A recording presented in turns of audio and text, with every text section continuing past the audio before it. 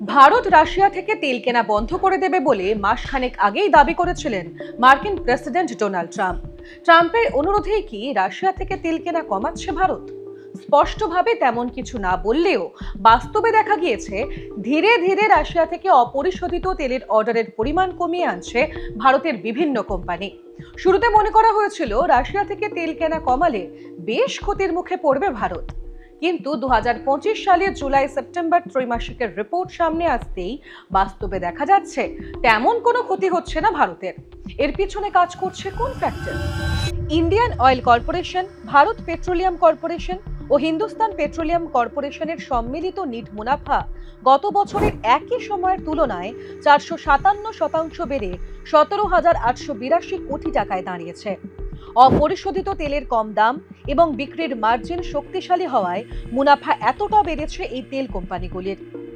Mangalore refinery and petrochemicals সহ এই সংস্থাগুলি গত বছরের তুলনায় এবছর 40% কম রাশিয়ান তেল আমদানি করেছে, কিন্তু শেষ ত্রৈমাসিকের লাভই তাদের মুনাফার উপরে কোনো প্রভাব পড়তে দেয়নি। এইচপিসিএল চেয়ারম্যান বিকাশ কৌশল জানিয়েছেন, রাশিয়ার তেল তাদের পরিশোধনাগারের জন্য আর্থিকভাবে ততটা লাভদায়ক নয়।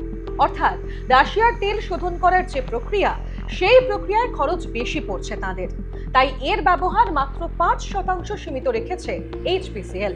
একইভাবে ইন্ডিয়ান অয়েল কর্পোরেশন জানিয়েছে, তাদের অপরিশোধিত তেলের বাস্কেটে রাশিয়ান তেলের ভাগ ছিল মাত্র 19%। বিশ্লেষকদের মতে গত ত্রৈমাসিকের অসাধারণ মুনাফার পিছনে বিশ্ববাজারে জ্বালানির ক্র্যাক স্প্রেডের শক্তিশালী বৃদ্ধি মূল ভূমিকা পালন করেছে। কি এই ক্র্যাক স্প্রেড? অপরিশোধিত ও পরিশোধিত তেলের মধ্যে দামের ফারাককে বলা হয় ক্র্যাক স্প্রেড। অপরিশোধিত তেলের দাম কমলে ও পরিশোধিত তেলের দাম বাড়লে বা একই থাকলে তেল কোম্পানিগুলির মুনাফা বাড়ে। গত 2 বছরে উল্লেখযোগ্য হারে বাড়েনি তেলের দাম। অন্যদিকে বিশ্ববাজারে অপরিশোধিত তেলের দাম কম হওয়ায় 17,882 কোটি টাকা মুনাফা করেছে রাষ্ট্রায়ত্ত তেল কোম্পানিগুলি। কিন্তু কতটা বৃদ্ধি পেয়েছে এই ক্র্যাক স্প্রেড?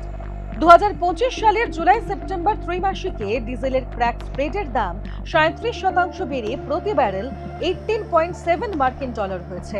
পেট্রোলের ক্র্যাক স্প্রেডের দাম বার্ষিক 24% বেড়ে 8.4 মার্কিন ডলার এবং বিমান জ্বালানির ক্র্যাক স্প্রেডের দাম বার্ষিক 22% বৃদ্ধি পেয়ে 8.4 মার্কিন ডলারে দাঁড়িয়েছে।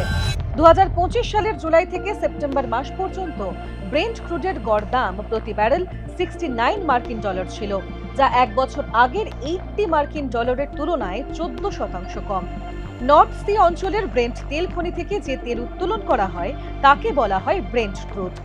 এই ব্রেন্ট ক্রুডকে বলা হয় তেলের গুণমানের বেঞ্চমার্ক। এই সব কারণে অপরিশোধিত তেল পরিশোধন করে বিক্রি করে ব্যারেল পিছু $10.6 পর্যন্ত লাভ করেছে ভারতের রাষ্ট্রায়ত্ত তেল সংস্থাগুলি। গত বছর জুলাই সেপ্টেম্বর ত্রৈমাসিকে এই লাভ ছিল ব্যারেল প্রতি মাত্র $1.59। অর্থাৎ এবছর ভারতের রাষ্ট্রায়ত্ত সংস্থাগুলি লাভের মুখ দেখেছে প্রায় 7 গুণ। বিশ্ববাজারে তেলের দাম কমলেও ভারতের পাইকারি বাজারে বিক্রি হওয়া তেলের দাম কমানো হয়নি। ক্র্যাক স্প্রেড বৃদ্ধি করে রাষ্ট্রায়ত্ত সংস্থাগুলির লাভের পরিমাণ বাড়ানোই এর মূল কারণ হিসেবে মনে করছে বিশেষজ্ঞ মহল।